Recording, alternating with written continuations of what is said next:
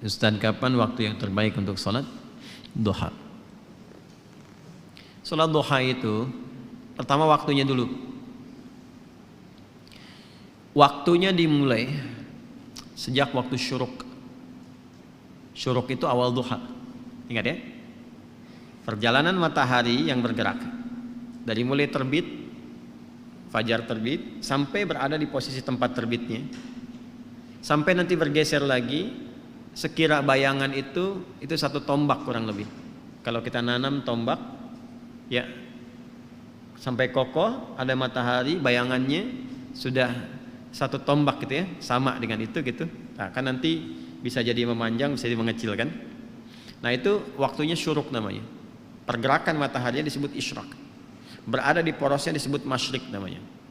Bayangan yang satu tombak ini itu sudah masuk waktu syuruk. Syuruk itu awal duha. Jelas? Awal duha.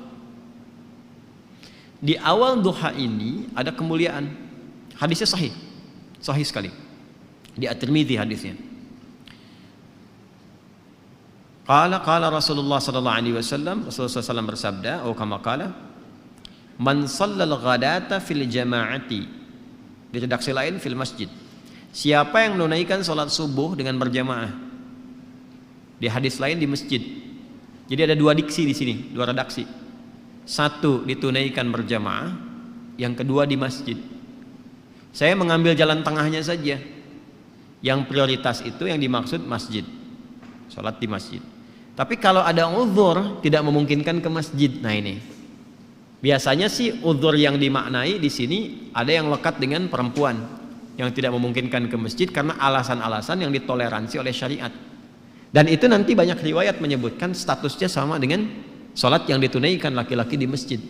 Jadi ibu jangan berkecil hati, karena memang hati sudah kecil gitu.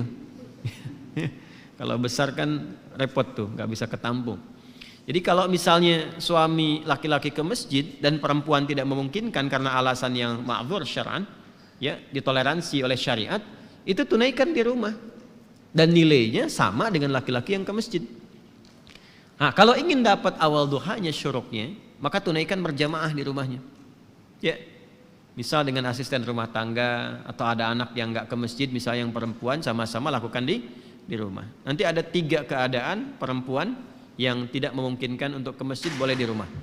Nah, baik. Sebelum 3 keadaan itu saya sebutkan, saya balik dulu supaya tidak terlampau melompat. Man shalal ghadata fil jama'ati aw fil masjid. Siapa yang menunaikan salat subuh berjamaah atau di masjid, kemudian thumma yaq'udu yadhkurullaha. Lalu dia tidak langsung beranjak, berzikir dulu. Duduk zikir. Saya telah terangkan di satu kesempatan di malam tadi kan, zikir itu banyak, bisa berdoa, bisa kalimat thayyibah, bisa baca Al-Quran, bisa taklim, itu bagian dari zikir. Taklim, kalau ada muhadarah, orang Arab bilangnya muhadarah, kalau kita taklim.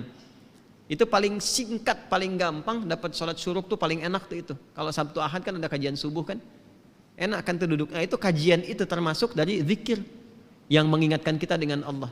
Itu dalilnya di Quran surah 3 Ali Imran di ayat 190-191 itu. Inna fi khalqis samawati wal ardi wa ikhtilafil laili wan nahari la ayatil liulil albab. Siapa ulul albab itu? Alladzina yadhkurunallaha qiyaman wa qu'udan wa 'ala junubihim wa yatafakkaruna fi khalqis samawati wal ardi. Nah, tafakkur itu masuk dalam kajian, konteks kajian. Ah, itu sedang berzikir kepada Allah Subhanahu wa taala.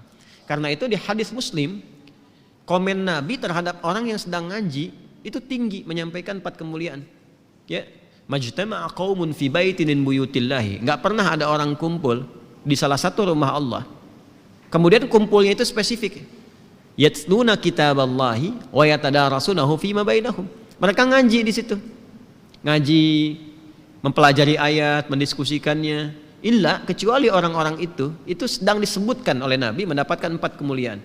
Ghasyiyatuhum rahmah, dinaungi oleh rahmat Allah Subhanahu wa taala.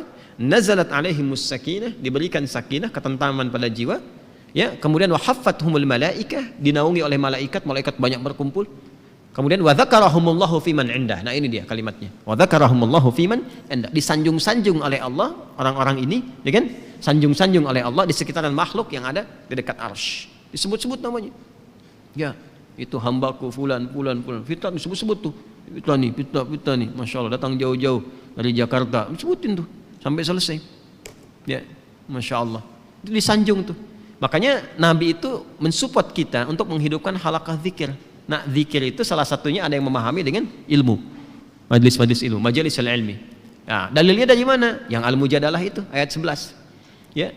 Ya ayyuhalladzina amanu idza qila lakum tafassahu fil majalisi fafsahu yafsahillahu lakum wa idza qila inshuzu yarfa'illahu alladzina amanu minkum walladzina utul ilma darajat. Paham ya? Nah, itu gambarannya. Nah, kemudian dia nggak langsung beranjak. Jadi setelah sholat 2 rakaat subuh, ya kan? Nggak langsung pulang, duduk dulu. Ada yang ngaji, ada yang ikut taklim, ada yang tilawah, ada yang ulang hafalan. Nah, sampai tiba bidayatul duha, awal duha. Awal duha itu disebut dengan syuruk itu. Ya, hatta bidayatul duha, sampai tiba awal duha.